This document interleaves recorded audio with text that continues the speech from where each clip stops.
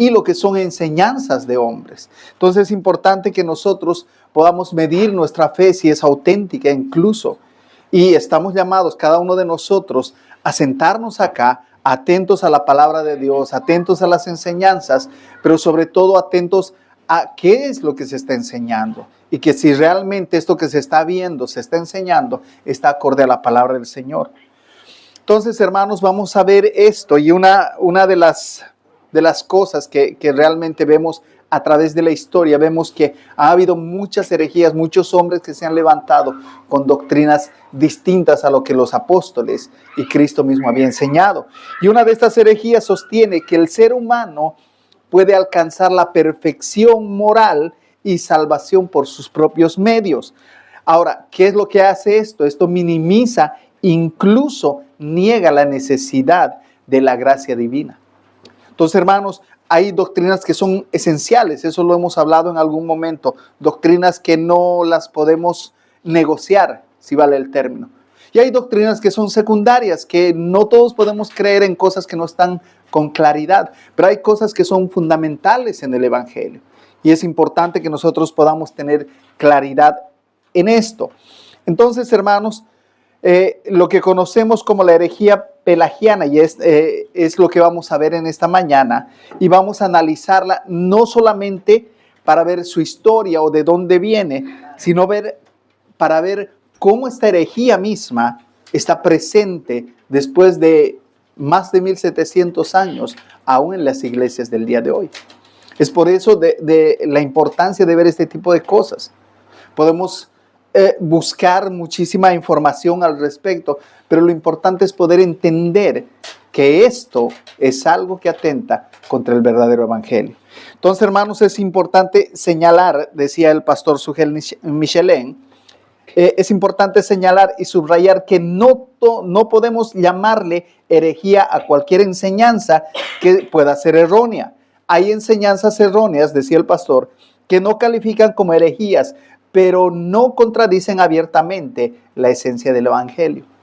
Entonces nosotros vamos a ver desde ese punto de vista por qué razón nosotros, y en su tiempo se llamó herejía al pelagianismo, y es porque ataca y niega la absoluta necesidad de la gracia de Dios para la salvación del hombre.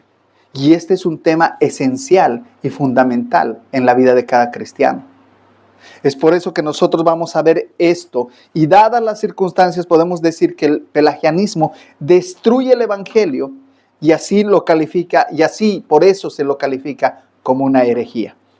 Pero para entender mejor, hermanos, es bueno que podamos ver un poquito de la historia, podamos enterarnos quién era Pelagio, enterarnos en qué tiempo había vivido. Recordemos, hermanos, que la iglesia después de Cristo fue perseguida por casi 3 siglos. Fue perseguida, fue atacada, muchos murieron. El evangelio era predicado de todas maneras, pero algo que es singular de este periodo, hermanos, es que el evangelio tenía y mantenía la pureza con la que se había predicado en un principio. ¿Qué quiero decir con esto? Que cada vez que alguien en ese periodo decía ser cristiano, en muchas partes de la historia estaba firmando una sentencia de muerte, por decirlo así. ¿Por qué? Porque estaba reconociendo que al ser cristiano, él podía ser muerto, no solo él, sino toda su familia. Entonces hubo una pureza durante estos 3 siglos y un poco más de lo que es el evangelio. Pero con la llegada de Constantino al poder, la iglesia cayó en una especie de trampa progresiva. ¿Por qué? Porque la iglesia, esa pureza que tenía la iglesia, se fue degenerando. Ahora, las persecuciones romanas contra la iglesia cesaron tras un edicto en el año 313 después de Cristo. Cesaron y la iglesia dejó de ser perseguida. El cristianismo entonces pasó de ser una religión ilícita a ser una religión permitida junto con las demás religiones que tenía el mismo imperio. Es más, para el 380 el emperador Teodosio en el decreto de Tesalónica declaró que la fe cristiana era la religión oficial del imperio reinante. O sea, ¿qué es lo que pasaba? De haber sido enemigos del imperio romano, de haber sido perseguidos y matados, aquellos que reconocían ser verdaderos cristianos, ahora era la religión oficial del gobierno. Entonces, ¿qué pasa? Después de esto hubo muchas cosas positivas para la iglesia, por supuesto que sí. Ya no se perseguía, ya no se mataba a la gente que se decía cristiano. Pero por otra parte, hermanos, la historia nos dice que las circunstancias negativas no tardaron en aparecer. Se le dio más poder a la iglesia y los clérigos, los monjes, sacerdotes y todos los que pertenecían a la casta religiosa de ese tiempo comenzaron a pervertirse, comenzaron a pervertir el evangelio y comenzaron a degenerarse de tal manera que llegaron a los tiempos de Lutero. Ya estoy avanzando mucho más, en donde tuvo que ser denunciada toda esta mugre, toda esa suciedad que había dentro de la religión. Entonces, hermanos, recordemos que el fervor cristiano característico de la época de los mártires había pasado.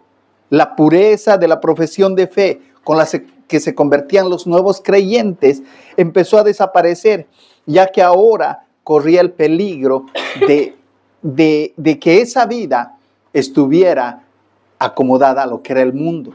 Entonces, hermanos, ser cristiano en el imperio se tornó muchísimo más fácil. Las complicaciones que antes tenía ya no las tenían más.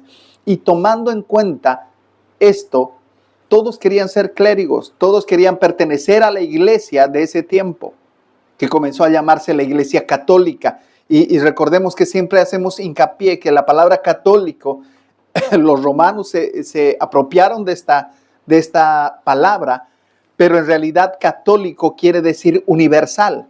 O sea, cuando hablamos de la iglesia universal, hablamos de una iglesia católica, pero no de la iglesia católica romana que nosotros conocemos. Entonces, ahora, hermanos, hubo un peligro muy dañino y fatal, mucho más que las propias persecuciones. Es por eso que muchas veces, cuando hablamos, tenemos un tipo de conversaciones, vemos al otro lado del mundo cómo el día de hoy, hermanos, están siendo perseguidos, pero cómo esa fe es firme. Y cómo muchas veces Dios usa las persecuciones y las aflicciones para que la gente dependa de Dios plenamente.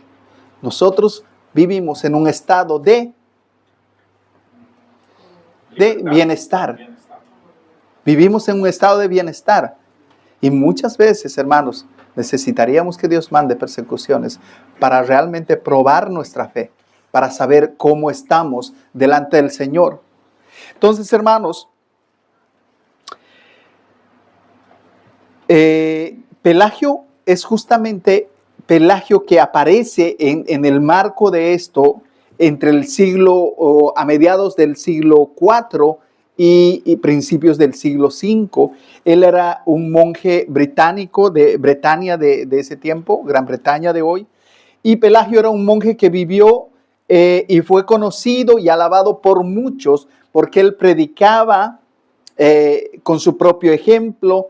Él predicaba acerca de la abstinencia y la pobreza. Él era un monje disciplinado. A esto también podemos añadir que él tenía dotes de orador, era muy buen orador, era una persona persuasiva y tenía muchísima habilidad para escribir, lo que hacía que los hombres de ese tiempo, los clérigos de ese tiempo, pusieran los ojos en Pelagio. Entonces él era un hombre que realmente fue reconocido en su tiempo como un intelectual y un hombre de Dios. Pero ¿qué es lo que pasaba?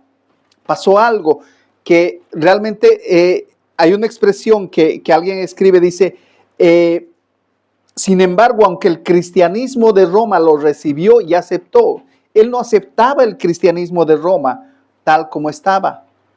Y continúa y dice, Pelagio encontró incluso al clero extremadamente corrupto. La cristiandad pura se había degenerado de manera vergonzosa. Entonces, hermanos, ¿qué es lo que pasa? Él entra y eso me hacía recordar a la misma imagen que tuvo Lutero en su momento. Él fue a Roma como una especie de premio. Él quería saber de dónde surgía toda la religión y todo lo que él conocía. Pero cuando llegó a Roma, vio únicamente corrupción. Y es lo mismo que pasó con Pelagio. Entonces, ¿qué es lo que pasa? Él llega y se sorprende de toda la corrupción que ya en ese momento, el siglo IV, menos de 100 años después de que la persecución haya cesado. Entonces llega a Roma y ve corrupción y dice, yo no soy de acá, esto no es para mí. Entonces, ¿qué es lo que pasa? Muchas personas que profesaban ser cristianas en este tiempo no vivían a la altura de lo que se requería como un verdadero creyente, algo que la iglesia de Cristo ha tenido, con lo que ha tenido que luchar por todas las edades. Es lo mismo ahora en este tiempo. Muchos se dicen cristianos, pero realmente el corazón de estas personas muestra quiénes son. Recordemos que hay un versículo que es un versículo, y siempre lo repito, es un versículo muy confrontante. No todo el que me dice Señor, Señor, entrará en el reino de los cielos. Entonces, el propósito de esto, este es un panorama más o menos corto, breve, de quién era Pelagio.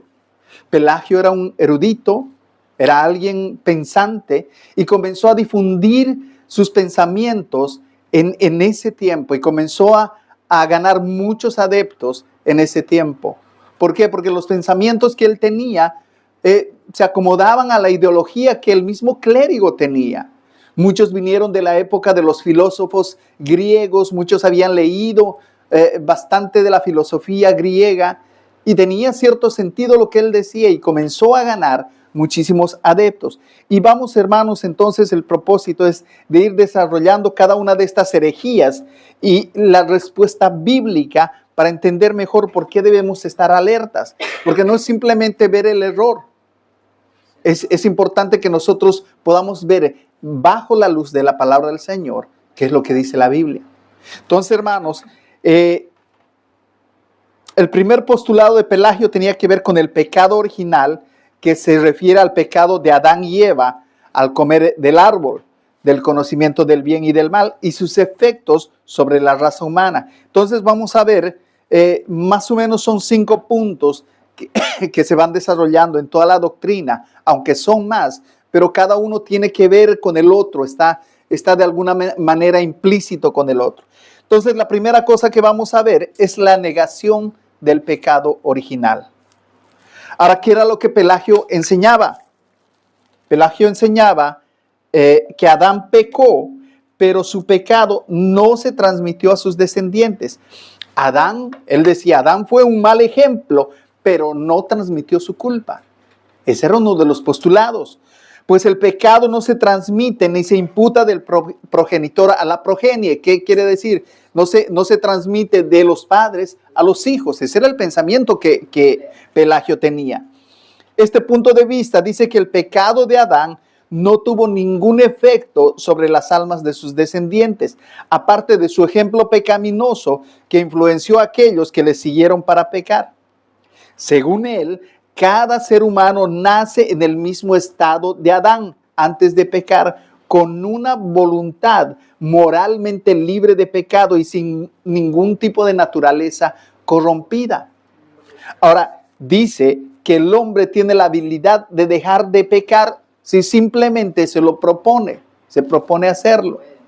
Ese era el postulado. Los hombres, escribe él, los hombres por naturaleza tienen la capacidad inherente de no ser pecadores, es decir, de no ser como sus primeros padres, al decidir no imitarlos, obedeciendo la ley moral escrita en sus corazones y conciencias.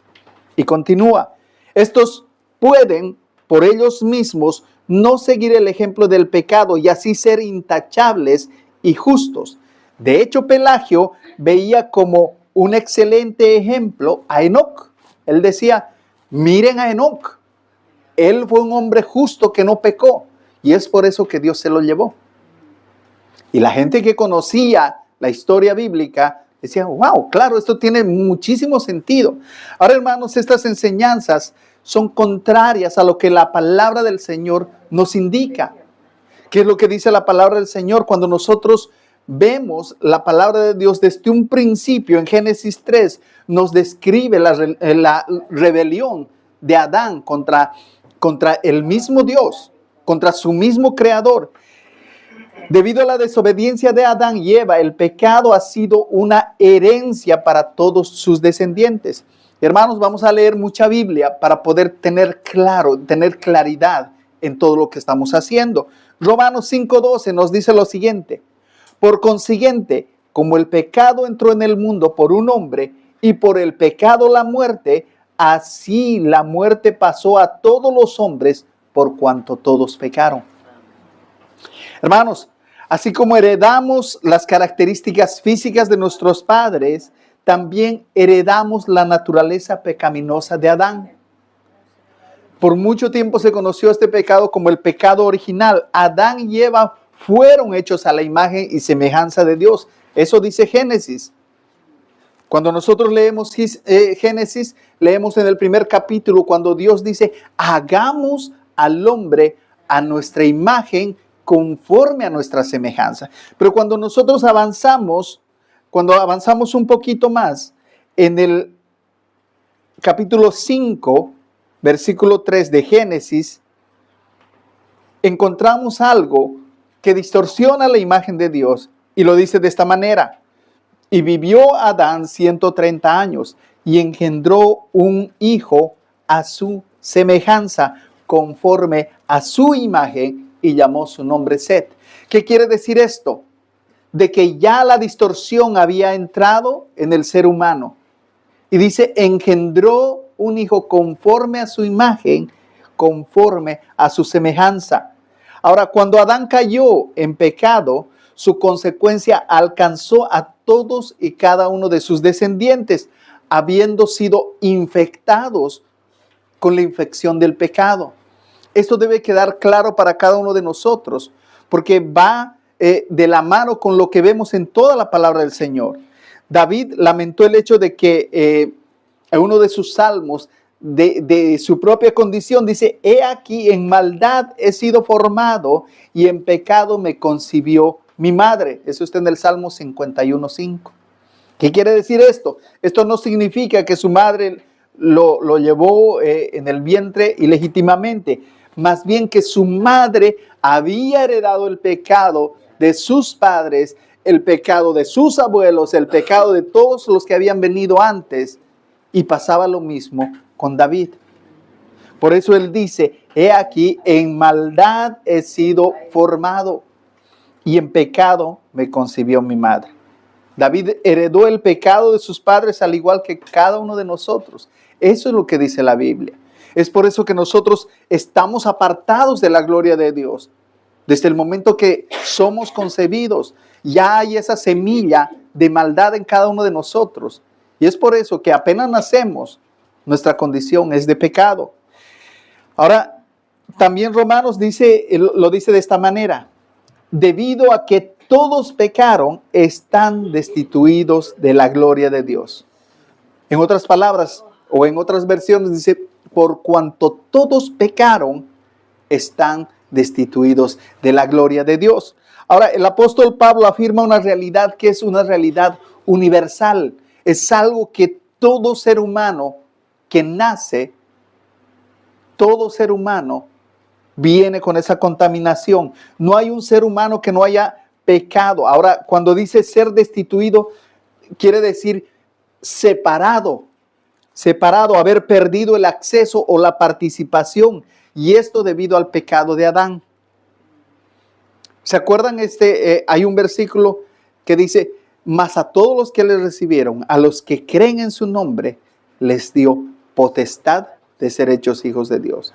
Así que no todos somos hijos de Dios. Todos somos creación de Dios, por supuesto que sí. Pero todos venimos ya con esa infección del pecado. Y esto implica que nadie puede presentarse ante Dios como justo por sí mismo. Todos hemos caído. ¿Qué decía Pelagio? Si uno se esfuerza, puede alcanzar a Dios. Nosotros no hemos sido infectados, hemos sido como enseñados a pecar, pero nada más. Podemos rechazar el pecado, podemos hacerlo. Y eso está en contra de todo lo que dice la Biblia. Ahora, esto nos lleva a un apunte, hermanos, que es necesario hacer. Para Pelagio, los bebés nacen en el mismo estado de Adán antes de pecar, sin culpa, sin corrupción y con el libre albedrío intacto. Ese era el pensamiento de Pelagio. Y pongo este punto porque hace unas semanas tuvimos una cierta controversia acerca de y los niños y cómo es esto, los niños nacen. Hermanos, desde la concepción ya la semilla está infectada. Eso tiene que quedar claro en cada uno de nosotros. La semilla de cada persona está infectada con el pecado. Ahora, la semana pasada leímos justamente un párrafo de nuestra confesión que habla acerca de esto. Dice que Dios, en su misericordia, aquellos que Dios ha escogido antes de la fundación del mundo, si no llegaran a nacer o por alguna razón llegan con alguna deformidad o alguna imposibilidad de poder ser salvos por los medios comunes, Dios en su misericordia puede saltar esos pasos porque Dios es Dios. Eso es lo que vimos básicamente la semana pasada. Ahora, hermanos, por lo tanto, cada niño nace con pecado. No es que se corrompe a través del aprender. Cada niño nace ya con la semilla del pecado. Entonces, hermanos, debemos tener claridad en este tema. Como les decía, hace algunas semanas hubo un cierto debate y definitivamente no tenemos todas las respuestas. Pero a lo que sí apelamos es a la misericordia del Señor. Algo que nosotros podemos entender que el Señor puede hacer las cosas como Él quiera. Nosotros, hermanos, algo que me queda claro, no somos continuistas. ¿Qué quiero decir esto? Creemos que los dones que había en el Nuevo Testamento con la iglesia fueron dones que Dios dio en un periodo extraordinario, que se hicieron en un periodo extraordinario, pero que no continúan vigentes. Pero más, sin embargo, nuestra confesión de fe es clara en esto. Dice, Dios es soberano. Dios puede hacer como Él quiera. Pero sí, definitivamente las cosas no funcionan como funcionaban en el libro de los Hechos. Eso tiene que quedar claro para cada uno de nosotros. Salmo 51:5, el mismo rey David, hablando de su propia condición, lo que hemos leído. Dice, he aquí, en maldad he sido formado. En pecado me concibió mi madre. Y notemos aquí que David no está diciendo otra vez que su madre pecó al concebirlo, sino que desde la concepción ya estaba marcado por la realidad del pecado en su propia vida. Ahora, este pasaje es uno de los más claros contra la idea de la inocencia total al nacer. El Salmo 58:3 dice, se apartaron los impíos desde la matriz. Miren la claridad de este versículo. Dice, se apartaron los impíos desde la matriz. Se descarriaron hablando mentira desde que nacieron. Entonces, este versículo subraya la tendencia natural que tiene el ser humano al pecado desde el nacimiento. Los seres humanos no nacen neutrales, como decía Pelagio, sino con una inclinación caída. Es por eso que muchas veces hacemos el ejemplo de niños pequeños. El niño más pequeño acá es Jeremy. Pero vemos como Jeremy, y no es una cuestión de Jeremy simplemente, no es de los hermanitos Gómez, por si acaso, sino de todos los niños. No hagas. Y ya los niños saben que no deben hacer. Y parece que cuando uno les dice no hagas, ellos en su pensamiento dicen, pero ¿por qué? Yo quiero hacerlo. Y ya vemos cómo hay esa inclinación a la desobediencia. Si nos damos cuenta, Efesios 2:3, otro versículo. Recuerden que estamos respaldando con la Biblia para que no digamos que, no, es la Iglesia Bautista Reformada nomás la que está hablando de esto. Dice, y éramos por naturaleza, la segunda parte del versículo 3 dice, y éramos por naturaleza hijos de ira, lo mismo que los demás. Ahora, ahí la palabra principal, la palabra clave para entender es naturaleza. La palabra naturaleza indica que el estado pecaminoso no solo es una elección que se puede tomar o dejar, sino es parte de lo que nosotros somos por naturaleza. Hay un versículo que es claro, dice, si alguno está en Cristo, nueva criatura es. ¿Pero qué quiere decir nueva criatura? ¿Qué quiere decir nueva criatura? Que su naturaleza ha sido cambiada, ha sido transformada. O sea, eso implica ese versículo que todos lo sabemos de memoria. Las cosas viejas pasaron, y aquí todas son hechas nuevas. Ahora, hemos hablado de, he aquí todas son hechas nuevas, pero el Señor Jesús explicando a Nicodemo, ¿qué le decía? Porque es necesario nacer de nuevo. Un nuevo nacimiento, un nacimiento distinto, obrado por el Espíritu Santo. Entonces, hermanos, es importante que nosotros podamos unir todos estos puntos para tener claridad cuando nos encontremos con este tipo de doctrinas, con este tipo de enseñanzas. Entonces, hermanos, ahora hay un versículo que es bastante curioso y yo lo estuve leyendo y si lo entendemos en el contexto, dice lo siguiente, Job, hablando y defendiendo su posición, Job 14:4 dice, ¿quién hará impío a lo inmundo? Él hace una pregunta y él mismo responde en el mismo versículo, nadie. ¿Qué quiere decir esto? Este texto habla de la imposibilidad de producir pureza a partir de algo contaminado. Es imposible que a partir de algo que está contaminado se pueda producir algo puro. Ese es el concepto. Aplicado al ser humano, la naturaleza corrompida jamás va a buscar a Dios, o por lo menos al Dios de la Biblia. Porque hay mucha gente, y lo hemos hablado, hay mucha gente que dice, no, yo estaba buscando a Dios, pero no al Dios de la Biblia. No a ese Dios que demanda obediencia. Ese Dios que dice, ¿me amas? ¿En verdad me amas?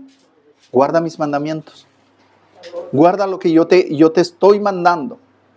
Esa es la manera en la que tú puedes demostrarme amor. Eso quiere decir que el creer para nosotros lo podemos traducir en obediencia. Yo creo en Dios. ¿Lo obedeces? Porque yo puedo decir que creo en Dios y lo decimos siempre. No, yo puedo creer que existe Dios. No sé dónde, no sé cómo, no sé cuándo, pero sé que existe. Allá lejano, yo aquí en mi vida, él tranquilo. Cuando yo lo necesite, lo llamo, Él viene, me hace el mandadito y después sigo viviendo así. Ese es el creer que mucha gente tiene. Pero el creer de la Biblia implica obediencia. Implica obediencia. Entonces, hermanos, es importante que nosotros podamos entender esto.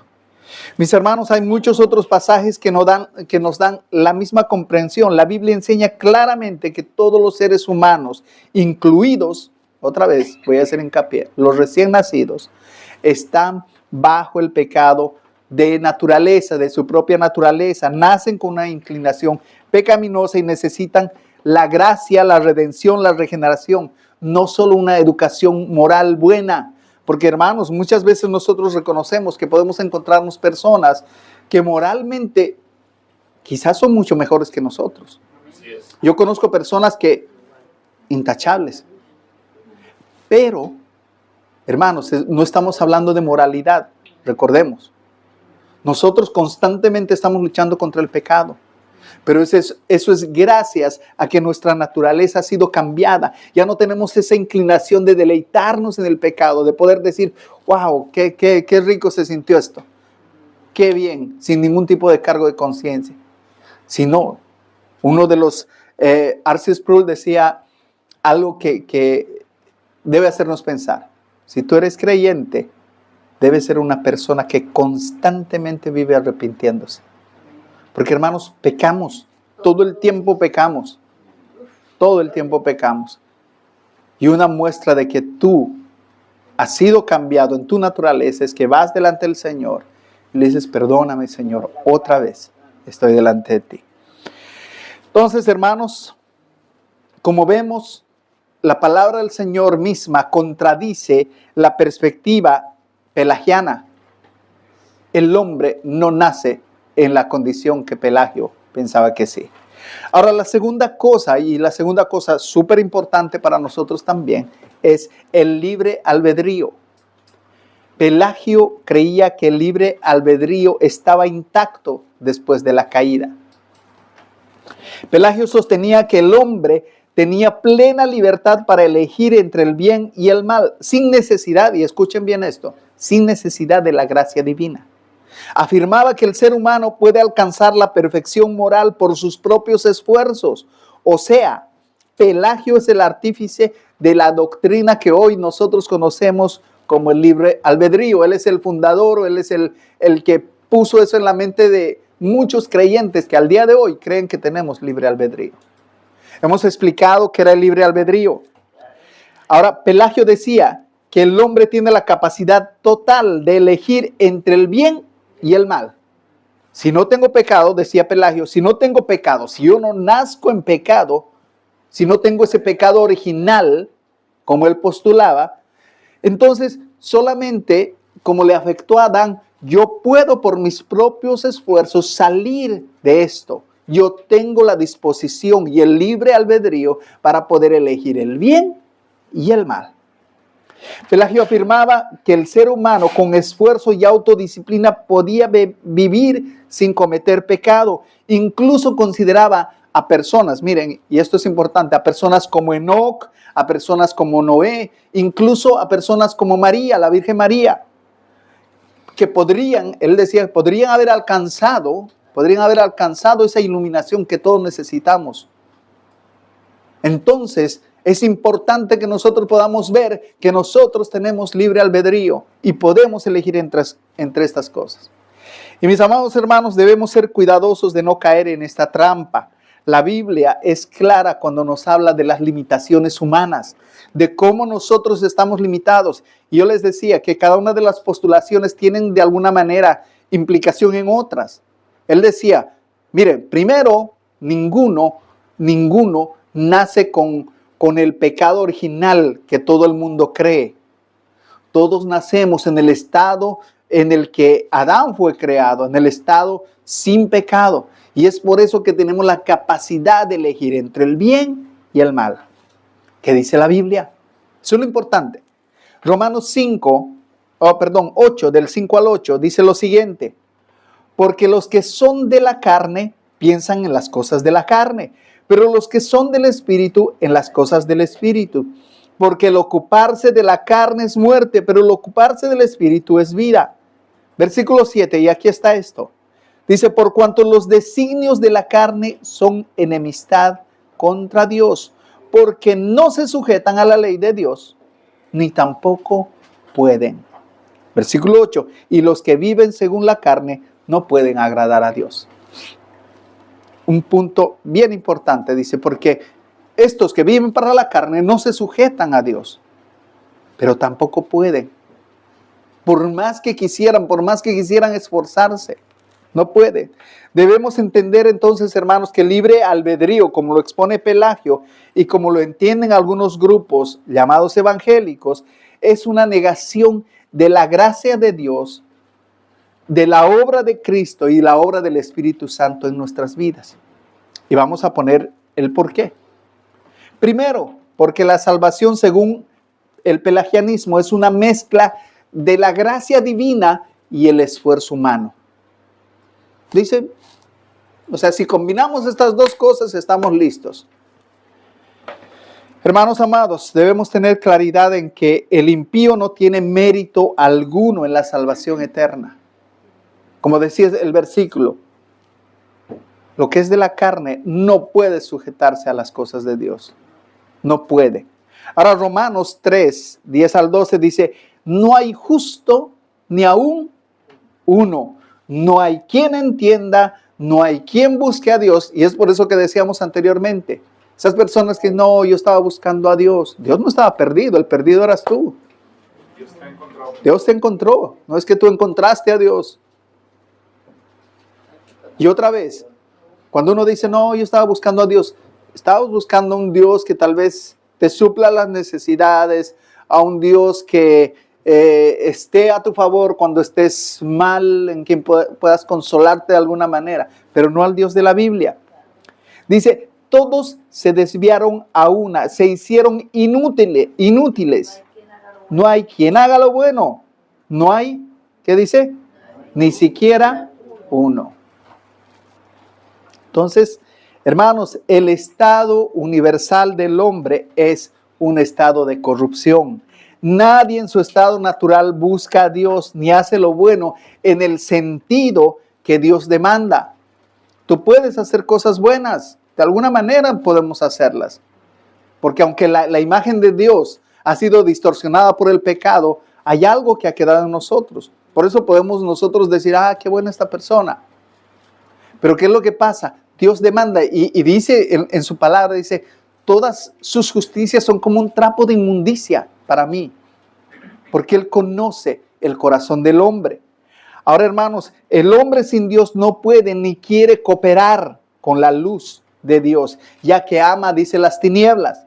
Juan 3, 19 y 20 dice lo siguiente: y esta es la condenación, que la luz vino al mundo, y los hombres amaron más las tinieblas que la luz, porque sus obras eran malas. Porque todo aquel que hace lo malo aborrece la luz y no viene a la luz para que sus obras no sean reprendidas. Los hombres amaron la luz más que las tinieblas. Hermanos, es Dios mismo quien resucita al pecador. Es Dios mismo que toma la iniciativa para traer muertos espirituales a la vida. A esos discapacitados les concede el poder vivir. Hermanos, Efesios, son versículos que conocemos. Y Él dice, versículo 1 dice, y Él os dio vida a vosotros cuando estabais, ¿qué dice? Muertos en vuestros delitos y pecados. Versículo 4 dice, pero Dios, que es rico en misericordia, y miren, en 3 versículos lo vuelve a repetir, dice, por su gran amor con que nos amó, aun estando nosotros muertos en pecados, nos dio vida juntamente con Cristo. Y ahí Él dice, por gracia sois salvos. Hermanos, no hay quien elija a Dios. No es que tenemos el libre albedrío para poder elegir el bien y el mal, para poder elegir a Dios. El segundo punto, porque es una negación de la obra expiatoria de Cristo, porque descarta la suficiencia del Hijo de Dios para justificar a pecadores ante su Padre. La justicia de Cristo imputada en la cuenta del pecador, hermanos, es suficiente. No necesitamos nada más para que Dios nos vea sin pecado.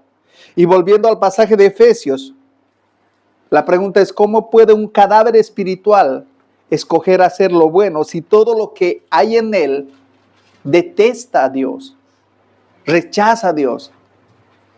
Eso es lo que nos dice la palabra del Señor. Y en tercer lugar, la doctrina del libre albedrío atenta en contra de la obra del Espíritu Santo, porque da a entender que el ser humano puede hacer lo que solamente el Espíritu Santo puede hacer, puede efectuar en la vida del hombre. Y esto es producir vida espiritual, regenerar al pecador y convencer de pecado. Tito 3:5 dice, nos salvó, dice, no por obras de justicia que nosotros hubiésemos hecho, sino por su misericordia, por el lavamiento de la regeneración y por la renovación en el Espíritu Santo. Esa es la obra del Espíritu Santo. Es por eso que muchas veces decimos que Dios mismo a través de su Espíritu Santo está haciendo una obra interna, a veces imperceptible, una obra de santificación en nuestras vidas. Ahora, la regeneración viene por el Espíritu, no por el esfuerzo humano. Es un acto de transformación interior que cada uno de nosotros debería estar experimentando por obra del Espíritu Santo. Juan 16:8 dice, y cuando Él venga, cuando el Señor está prometiendo la venida del Espíritu Santo, dice, y cuando Él venga, convencerá al mundo de pecado, de justicia y de juicio. Hermanos, el convencimiento del pecado no es solo una cuestión de conciencia moral, no es que de repente estoy caminando por la vida y digo, wow, qué malo he sido. ¿Por qué no me vuelvo a Dios? Claro, eso es lo mejor que puedo hacer. Eso no pasa, hermanos. Sino es la obra del Espíritu Santo, porque es el Espíritu Santo quien convence de pecado. Y lo podemos ver, y lo hemos dicho, lo podemos ver en nuestros propios familiares, lo podemos ver en amigos, en personas que estamos constantemente predicándoles. ¿Por qué no se convierten? Porque no pueden entender las mismas verdades que nosotros entendemos. Es el Espíritu Santo quien convence de pecado. Entonces, hermanos, el hombre natural no puede realizar nada que agrade a Dios porque está en enemistad con Dios. El Espíritu no simplemente convence al impío de pecado, sino que lo levanta de la muerte y lo hace una nueva criatura. Lutero, en su libro La esclavitud de la voluntad, dice una frase magistral para mí, una frase que resume cómo se ve el libre albedrío. Él dice lo siguiente: el libre albedrío sin la gracia de Dios no tiene poder alguno salvo para pecar. Y esto subraya que el hombre sin la regeneración solo puede actuar en rebelión en contra de Dios. Mis hermanos, ¿quién puede por fuerza de voluntad decir, a partir de hoy no peco más? Es más, ¿cuántos de nosotros hemos ido delante del Señor y hemos orado, Señor, otra vez he caído en este pecado? Señor, te prometo, Señor, no voy a pecar más así. Pasan 2, 3 días, una semana, hermanos, y otra vez estamos ahí. Otra vez. Ahora, ¿dónde está el libre albedrío? ¿Dónde está esa capacidad de poder? Tengo la intención, no tengo la capacidad de poder hacerlo. Es más, hermanos, nuestro libre albedrío es tan débil que a veces los lunes comenzamos dietas y el martes la estamos rompiendo. O hermanos, decimos, ¿sí o no? A veces decimos, no, voy a ir al gimnasio, hermano, no, me veo gordo, sí, voy a ir al gimnasio. Pagas 3,000 y tantas coronas para ir al gimnasio por un año y vas 3 veces. Yo me acuso. Pero es así, hermanos. Y es por eso que es ilusorio pensar en el libre albedrío. Y ahora quiero explicar un poco cómo deberíamos ver el libre albedrío. Alguien dijo, y lo hemos explicado en algún momento, pero es bueno que lo volvamos a explicar. ¿El hombre tiene libre albedrío para ciertas cosas? Sí, es cierto. Tú puedes elegir con quién casarte, puedes elegir. Yo esta mañana me puse a ver, uy, ¿qué ropa tengo? Esta con esta. Tal vez no combino tan bien, pero me pareció, en su momento me parecía súper bien. Entonces, yo elegí la ropa que ponerme, yo elegí a mi esposa, elegí dónde vivir, elegí a qué país trasladarme, voy a elegir qué comer a mediodía o después de la reunión y cosas así. Tenemos esa capacidad, pero hay cosas que hemos perdido la capacidad de hacer. Por ejemplo, ¿qué pasaría si tú decides, ok, me siento súper liviano, súper ligero, y decides volar? Te subes al techo de esta construcción y dices, no, yo elijo volar. Tengo libre albedrío. Hermanos, más tarde te estamos recogiendo con pala de aquí abajo. Entonces, no tenemos esa capacidad. Es lo mismo, la Biblia nos está diciendo, para estas cosas espirituales tú no tienes la capacidad, a no ser que sea que el Espíritu Santo influya en tu vida y cambie tu naturaleza. No tienes la capacidad de hacer esto. Quisiera volar como Superman, no puedo. Por más libre albedrío que tenga. Entonces, hermanos, es importante que nosotros podamos entender esto bajo el punto de vista de la palabra del Señor y podamos tener claridad también para explicarlo.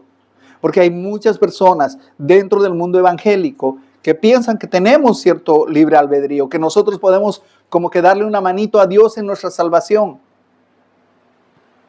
Y esto es importante que nosotros tengamos claridad. Amén.